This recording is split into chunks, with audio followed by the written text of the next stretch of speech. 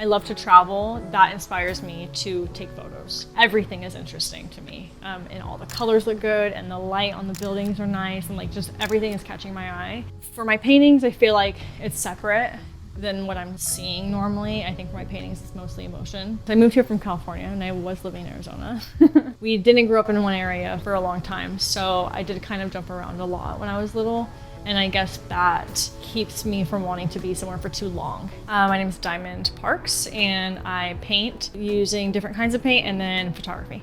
Everybody takes pictures, and it's really hard to differentiate yourself as a photographer from everybody else. It's kind of hard to like find a direction with art, especially with social media and how we're consuming everyone's art, and then you kind of just lose track of like what you find inspiration from. A lot of people stick to the same kind of modeling photos, just like be safe, and I like to try to do something different. And I like people with big personalities or different styles, and I like to show that in the photos. Some of them are just friends, and then yeah, some are just fun creative people who do model but also want to try new ideas. And it's a little bit easier to come up with the ideas during the shoots when someone is a little bit more free with what they're willing to do.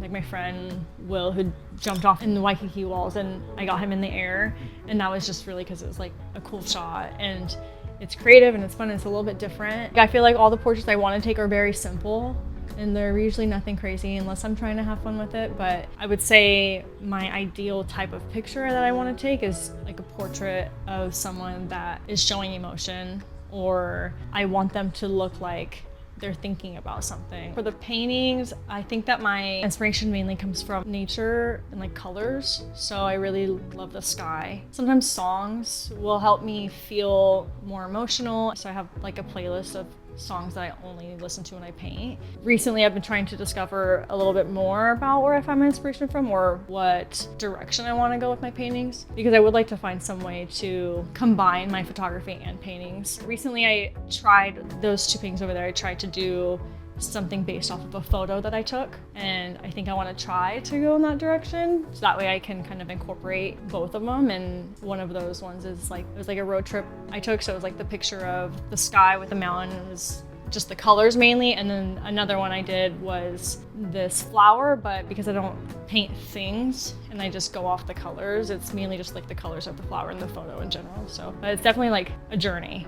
It always changes. So I ultimately would like to be known for my art and my photography. Paintings, in a way, do become their own separate thing. It's a different crowd, I think, than what photography brings. But at the same time, if I ever was to have like a gallery or something, or some type of show of my art, then I also would probably include photos somewhere as well. Maybe the ones that the paintings were inspired by. I think that that would be a cool idea. When it comes to creating my art, like what gets in the way is like, it can get expensive, I feel like. There are certain materials that I want to have that I don't have to do something specific with my paintings. You know, I don't go buy canvases a lot, and I don't want to use all my good materials I have, so then you get nervous to put it on there, and then you get nervous to mess it up.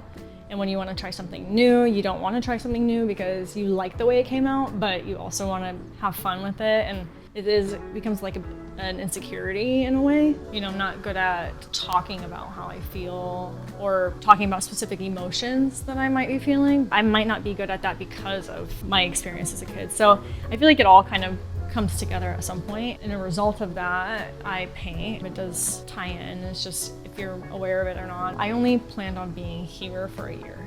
And now I'm 3.5 years in, and it's starting to feel like I'm ready to go.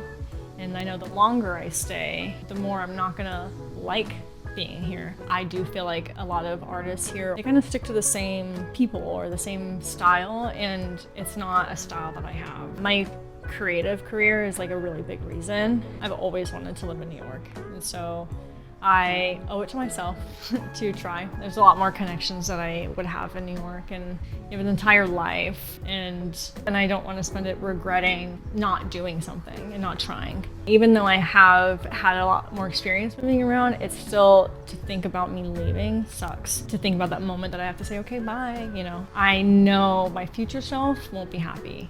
So, and then that's what I have to think about. I feel like that's really like the biggest thing, honestly, because every choice that you like decide not to make is usually from doubting yourself.